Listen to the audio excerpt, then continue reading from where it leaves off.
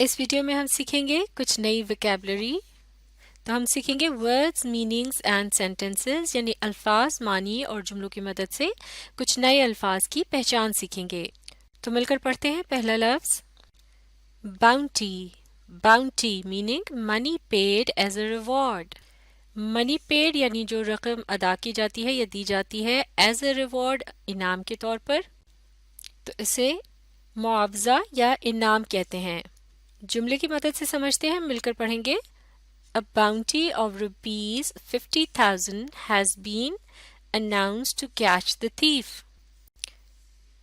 A bounty of rupees 50,000 یعنی 50,000 روپے کا انعام has been announced یعنی کا اعلان کیا گیا ہے. To catch the thief یعنی چور کو پکڑنے کے لیے. A bounty of rupees 50,000 has been announced to catch the thief یعنی چور کو پکڑنے کے لیے 50,000 روپے انعام کا اعلان کیا گیا ہے. اگلا لفظ سیپ.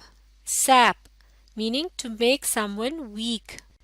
To make someone weak یعنی کسی کو کمزور بنا دینا, جیسے کہ اردو میں کہا جاتا ہے کہ اس کی طاقت نچوڑ لینا یا اسے نڈھال کر دینا یعنی بہت زیادہ تھکا دینا. جملہ دیکھتے ہیں. Taking care of his sick mother has sapped his energy. Taking care of خیال رکھتے ہوئے, ہز سک مدر اس کی بیمار والدہ کا, ہیز سیپڈ نے کمزور کر دیا ہے یا کم کر دیا ہے, ہز انرجی اس کی طاقت کو.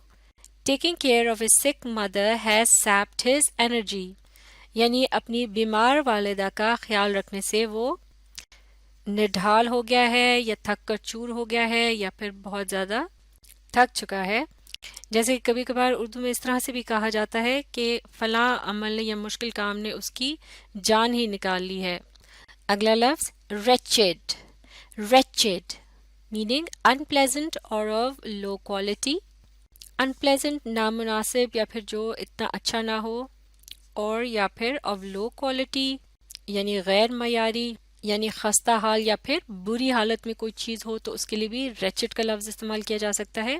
جملے کی مدد سے سمجھتے ہیں. His life became wretched after his father's death. His life became اس کی زندگی بن گئی wretched خستہ حال یا بدحال, after بعد میں his father's death اس کے والد کی وفات کے. His life became wretched after his father's death یعنی اس کے والد کی وفات کے بعد اس کی زندگی بدحال ہو گئی یا اس کی زندگی اجیرن ہو گئی, اس طرح سے بھی کہا جاتا ہے, یعنی اس کی زندگی بہت زیادہ خراب ہو گئی یا اس کے حالات برے ہو گئے. اگلا لفظ اپلائنس. اپلائنس میننگ مشین اور اکوپمنٹ.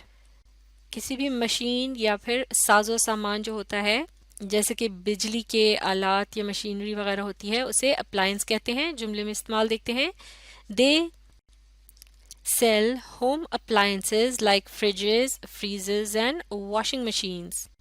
They sell وہ بیچتے ہیں.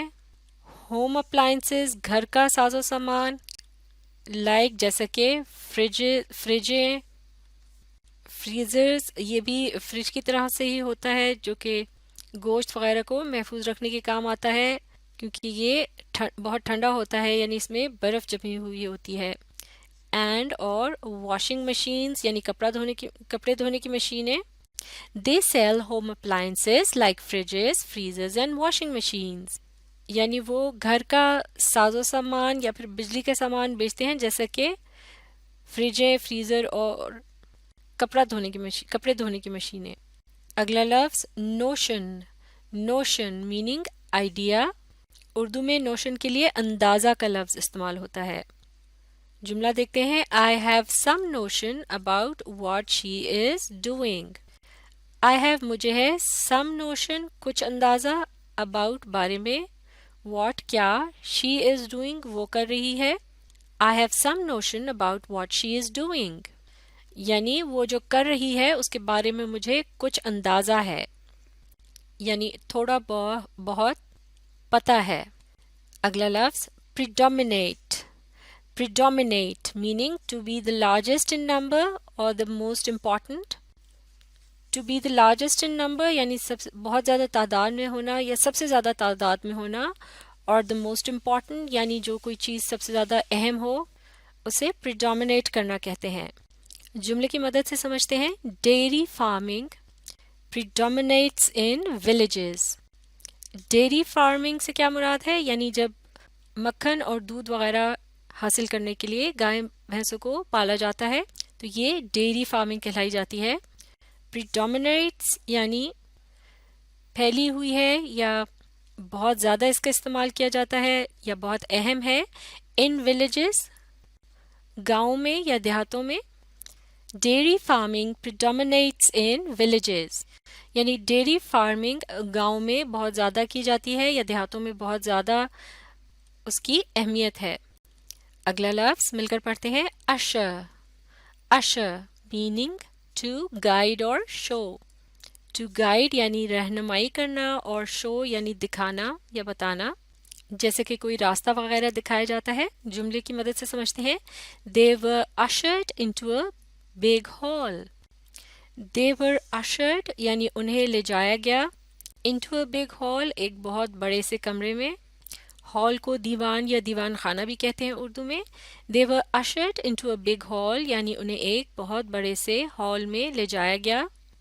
اگلا لفظ avert avert meaning to turn away یعنی کسی چیز کا رخ موڑنا۔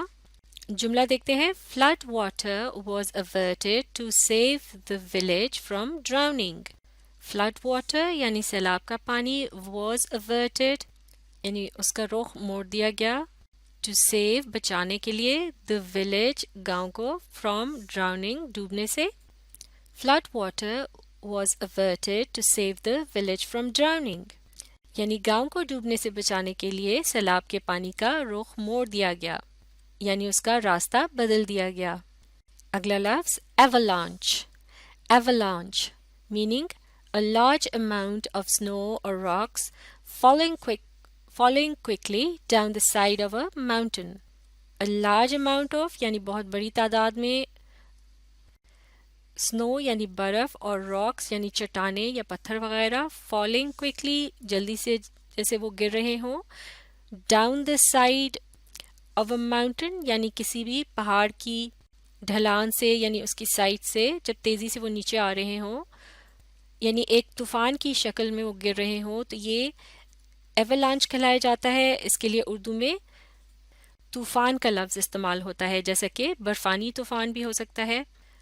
جملہ دیکھتے ہیں۔ they escaped the avalanche by only a few minutes۔ they escaped وہ بچ نکلے the avalanche طوفان معاف کیجیے گا they escaped the avalanche وہ طوفان سے بچ نکلے by only a few minutes صرف چند منٹوں سے۔ they escaped the avalanche by only a few minutes یعنی صرف چند منٹوں سے وہ طوفان سے بچ نکلے۔ اگلا لفظ collapsed collapsed meaning to break or fall down suddenly۔ to break ٹوٹ جانا اور fall down یا پھر گر جانا suddenly اچانک یا ایک دم۔ چونکہ یہ لفظ past tense میں ہے تو اس کا میننگ بھی past tense میں ہی دیکھ لیتے ہیں۔ collapsed کا میننگ ہوگا broke down اور fell suddenly یعنی ٹوٹ گیا یا گر گیا اچانک۔ جملہ دیکھتے ہیں۔ The bridge collapsed under the weight of snow۔ the bridge pull collapsed ٹوٹ گیا under the weight of snow یعنی برف کے وزن کے نیچے۔ the bridge collapsed under the weight of snow یعنی برف کے وزن کی وجہ سے پل ٹوٹ گیا۔ اردو میں اسے ڈھیر ہونا بھی کہتے ہیں یعنی برف کے وزن کے نیچے پل ڈھیر ہو گیا۔ تو یہ تھے چند اور اہم الفاظ۔ انہیں اچھی طرح سے سیکھنے کے لیے آپ اس ویڈیو کو ری پلے کیجیے اور اس کے ساتھ ساتھ پڑھنے، سمجھنے اور لکھ کر پریکٹس کرنے کی کوشش جاری رکھیے۔